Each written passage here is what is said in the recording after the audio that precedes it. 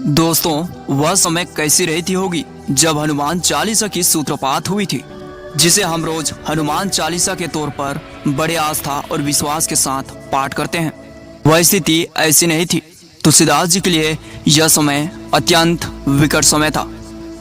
यह समय तुलसीदास जी के लिए एक बंद पिंजरे में कैद तोते के भांति रही थी। क्या आप जानना चाहते हैं कि ऐसा क्यों? क्या आप जानना चाहते हैं कि जिसने भारत में मुगल साम्राज्य स्थापित करने वाले बाबर के पोता अकबर ने क्यों तुलसीदास जी को बंदी बनाया था? क्या आप जानना चाहते हैं कि कलयुग में भी हनुमान जी और राम जी के दर्शन तुलसीदास जी को कैसे और क्यों हुआ था? क्या आप जानना चाहते हैं कि हनुमान चालीसा क्यों लिखनी पड़ी थी और तुलसीदास जी ही कलयुग में एकमात्र इंसान क्यों रहे जिसने अपनी पत्नी प्रेम छोड़कर राम नाम पर अत्यधिक विश्वास किए? और क्यों तुलसीदास जी के बिना कुछ किए अकबर ने तुलसीदास जी को बंदी मुक्त किया? दोस्तों, इसे आप एक कहानी के जरिए समझो या तो फिर एक कथा के रूप में। बात बिल्कुल उस समय की है जब बाबर अफगानिस्तान के काबुल से होते हुए भारत आ पहुंचा।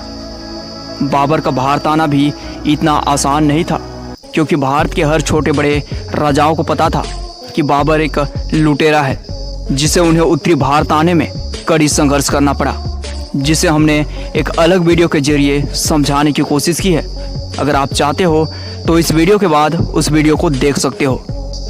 आखिरकार अत्यंत असफलता के बाद बाबर दिल्ली में अपना मुगल साम्राज्य स्थापित कर ही लिया। इसी दौरान तुलसीदास जी भी अपने जीवन के दुखद समय काट रहे थे। कहा जाता है कि तुलसीदास जी को बचपन से ही श्री राम जी के प्रति गहन लगाव थी। इसीलिए तो इनके पैदा होते ही इनके मुख से पहला शब्द माँ के स्थान पर राम निकला था। और इसी तरह उम्र बढ़ने के साथ उसने राम नाम का गुणगान अपनी कविता के जरिए करने लगे। एक दिन उनकी कविता सुनते सुनते एक स्त्री उनसे प्रेम कर बैठती है और कुछ समय बाद उनकी शादी भी हो गई। शादी होने के बाद तुलसीदास जी राम जी के प्रति कम और ज्यादा अपनी पत्नी के प्रति प्रेम अधिक करने लगे। कुछ दिन साथ में रहने के बाद एक दिन उनकी पत्नी अपने माता पिता के घर चली जाती है। यह बात तुलसीदास जी को पता नहीं होता है। जब यह बात तुलसीदास जी को पता चलता है तो तुलसीदास जी भी अपने ससुराल जाने की ठान ली, क्योंकि वे उनकी पत्नी के बगैर नहीं रह पा रहे थे। कुछ लोगों का कहना है कि वे नदी में बहाए एक मृत बॉडी के सहारे नदी पार किया और साथ ही एक विषैले सांप के पूंछ पकड़कर खिड़की से उनके पत्नी के पास पहुंचे और यह बात उसने जाकर अपनी पत्नी को बताई। यह सुनकर उनकी पत्नी बहुत नाराज हुई, क्योंकि ऐसे स्थिति में भी उनसे एक दिन भी अपनी पत्नी के बिना रहा नहीं गया। तब उनकी पत्नी ने उनसे एक ही बात कही जो तुलसीदास जी के मन में घर कर बैठा। क्या आप जानना चाहते हैं कि तुलसीदास जी की पत्नी ने तुलसीदास जी से क्या बात कही जिसे तुलसीदास जी हमेशा के लिए बदल गए? अगर आप जानना चाहते हैं तो कमेंट में हाँ जरूर लिख देना। ऐसी बात तुलसीदास जी अपनी पत्नी के मुख से सुनकर अपना घर द्वार छोड़कर फिर से राम का प्रचार प्रसार अपने सुंदर कविता के माध्यम से करने लगे। उनकी कविता इतने मनमोहक थे कि स्वयं महाबली हनुमान जी भी एक बुजुर्ग बाबा के रूप में रोज कथा सुनने आया करते थे। हालांकि अभी के समय में यकीन करना थोड़ा मुश्किल है, लेकिन यह हम नहीं बल्कि स्वयं तुलसीदास जी ने ऐसा बताया था। लेकिन तुलसीदास जी को भी यह ज्ञात नहीं था कि स्वयं हनुमान जी भी उनकी कविता सुनने हर रोज आते हैं।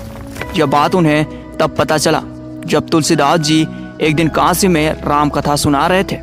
तभी उन्हें एक सूखा पेड़ दिखा जो पानी के अभाव में सूख रहा था और तुलसीदास जी हर रोज उस पेड़ पर पानी डाला करते थे और उसी पेड़ में एक प्रेत आत्मा का वास था जो तुलसीदास जी से हर रोज पानी डालता देख बहुत खुश हुआ और इसके लिए प्रेत आत्मा ने तुलसीदास जी से कुछ मांगने को कहा। तब तुलसीदास जी ने एक ही चीज मांगी कि वे किसी भी तरह राम जी का दर्शन करा दे। तब प्रेत आत्मा ने तुलसीदास जी को बताया कि हनुमान ही कलयुग में एकमात्र हैं जो तुम्हें श्री राम जी से मिलवा सकते हैं। वही हनुमान जी जो तुम्हारे दरबार में राम कथा सुनने हर रोज एक बूढ़े व्यक्ति के भेष में आते हैं। और यह जानकर तुलसीदास जी उस बूढ़े व्यक्ति के पैर पकड़ लिए और तब हनुमान जी उन्हें दर्शन दिए और राम जी से भी मिलवाए। और राम जी महाराज की प्रेरणा से ही तुलसीदास जी ने अयोध्या में रामचरितमानस लिखनी शुरू की। और रामचरितमानस को पूरा लिखने में तुलसीदास जी को 2 वर्ष 7 महीने और 26 दिनों का समय लगा था।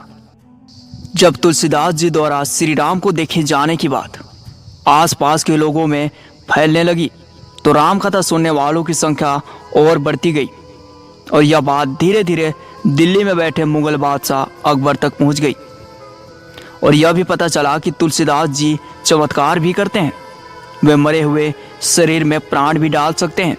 यह सब जानकर अकबर को तुलसीदास जी से मिलने की भावना और भी प्रबल हो गई और उसने अपनी सेनाओं से कहकर तुलसीदास जी को उनके दरबार में पेश किया गया और तुलसीदास जी को एक मृत बॉडी में प्राण डालने को कहा।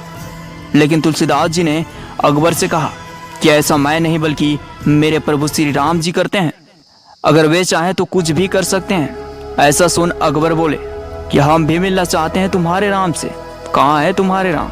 तब तुलसीदास जी बोले, मेरे प्रभु श्री राम जी ऐसे ही किसी को दर्शन नहीं देते, आप हर रोज पूरे मन ध्यान से उनकी प्रार्थना करो, वे आपको जरूर दर्शन देंगे। यह सुनकर अकबर बहुत क्रोधित हुए और अपनी सेनाओं से कहकर फतेहपुर सीकरी के कारावास में तुलसीदास जी को बंद करवा दिया और कारावास में ही तुलसीदास जी ने हनुमान चालीसा की रचना की और स्वयं ही उसे 40 दिनों तक पाठ करते रहे। और एक दिन ऐसा हुआ जो कभी भी अकबर के शासनकाल के दौरान नहीं हुआ था। असंख्यक बंदरों ने अकबर के पूरे राज्य में आतंक मचा दिया, पूरे नगरों के सामानों को इधर उधर फेंकने लगे। तब अकबर ने बीरबल से पूछा कि ये क्या हो रहा है, क्योंकि बीरबल एक हिंदू धर्म के थे, इसलिए उन्होंने अकबर को बताया कि ये सब हनुमान जी की सेना है जो तुलसीदास जी को बचाने के लिए आए हैं। ये सब तब तक नहीं मानेंगे जब तक तुलसीदास जी को आजाद नहीं कर देते। और तुरंत अकबर ने तुलसीदास जी को आजाद कर दिया और अकबर ही इतिहास में एकमात्र मुगल शासक हुए जिसने हिंदू और मुस्लिम दोनों धर्मों के लोगों से समान प्यार किया। आई होप कि जानकारी आपको अच्छी लगी होगी। मिलते हैं एक न्यू वीडियो के साथ, तब तक के लिए धन्यवाद। Thank you for watching.